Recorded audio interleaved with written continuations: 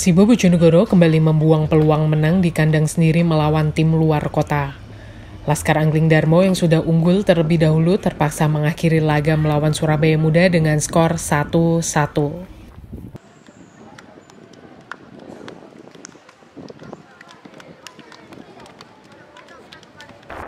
Sempat ada insiden kecil sebelum pertandingan dimulai. Jersey yang dipakai oleh penggawa Surabaya Muda tidak memiliki nomor punggung. Karena ini, tim Surabaya Muda meminjam rompi latihan milik Persibo untuk bertanding. Pertandingan berlangsung sengit antar kedua tim. Kedua tim kesulitan menembus pertahanan satu sama lain sehingga babak pertama berakhir tanpa gol tercipta. Keran gol Persibo baru terbuka di awal babak kedua setelah pemain Persibo memanfaatkan bola muntah dari pemain Surabaya Muda.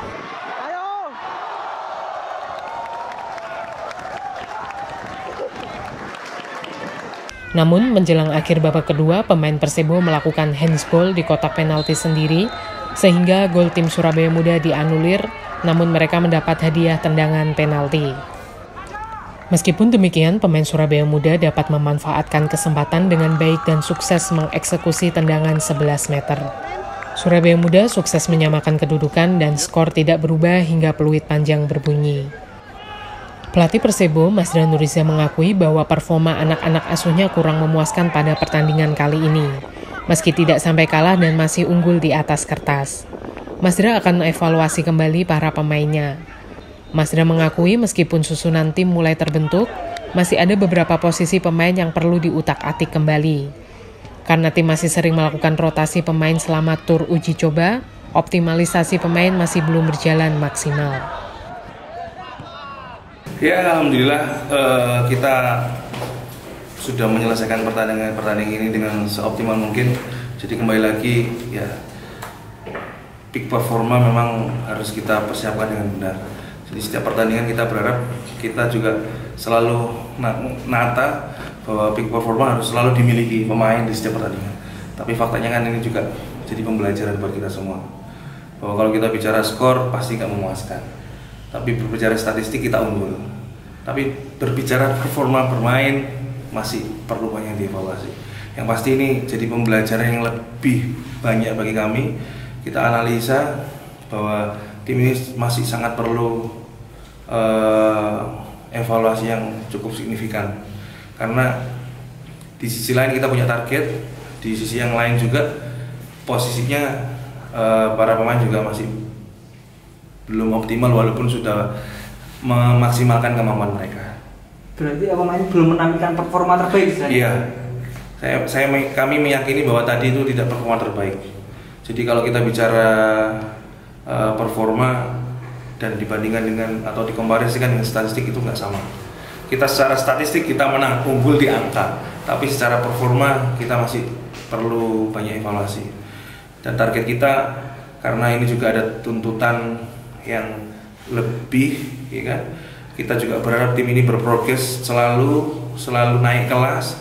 Nanti kita juga akan ada, insya Allah nanti di hari Minggu kalau ya ini masih 60-70%, kita akan bertanding dengan Gresik United untuk memastikan juga bahwa pertandingan besok adalah bukan pertandingan yang banyak rotasi lagi, tapi benar-benar gambaran kita untuk berkompetisi di musim 2022 terutama karena memang 2 minggu atau ya sekitar 20 hari lagi kan kick off mungkin sudah digulirkan di wilayah Jawa Timur. Harapannya pertandingan nanti bertanding dengan tim di atas kita sudah tahu bagaimana langkah antisipatif dan langkah kedepannya untuk tim ini lebih siap lagi di kompetisi. Mungkin aspek apa yang mendesak harus segera diperbaiki dari tim? Ya, yang jelas kalau kita bicara komposisi pemain sudah terlihat gambarannya. Memang ada beberapa part atau posisi yang masih satu kita perlu coba lagi, kita perlu ada evaluasi lagi. Yang pasti dari komposisi insya Allah nanti ini di pertandingan lawan GU kita sudah tahu gambarannya bahwa tim ini ya seperti itu gambarannya. Nah, terkait dengan soal style of play atau sistem of play yang kita inginkan, tim pelatih inginkan, sementara ini memang karena kita masih rotasi terus, jadi masih pakemnya masih belum berjalan dengan maksimal. Tapi yang pasti kita optimis dengan tim yang kita pilih, insya Allah ini akan terus berprogres. Seperti itu, Mas. Terkait tadi ada dasar sepak bola terkait kontrol dan passing yang banyak salah. Iya, kalau kita bicara adaptasi, kemudian kalau kita bicara tentang technical individual, ya kita memaklumi satu hal ya. Jadi kita bertanding atau bermain di lapangan atau di stadion ini kan hanya saat pertandingan aja. Kita juga kesulitan mungkin ya. Kesulitan ini mungkin ada beberapa faktor juga. Kita juga sulit menggunakan lapangan.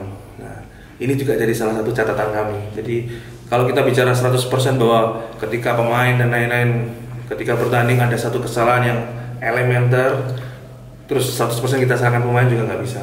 Kondisi rumput juga kita lihat juga ada yang sedikit bergelombang dan nggak begitu maksimal.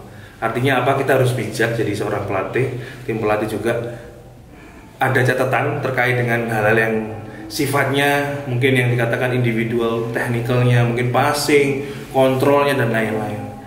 Terutama ini secara individu. Mungkin kalau kita bicara unit, bagaimana sistem kerja pemain belakang, tengah dan depannya itu masih kita lihat. Apalagi nanti kita ngomongin tim organisasi, 11 pemain bermain dalam satu lapangan, antar lini bekerja dengan baik, individu menopang dan lain-lain. Jadi prinsipnya kami sudah mencatat baik itu catatan statistik dan rekaman hasil pertandingan. Jadi kita selalu analisa seperti itu.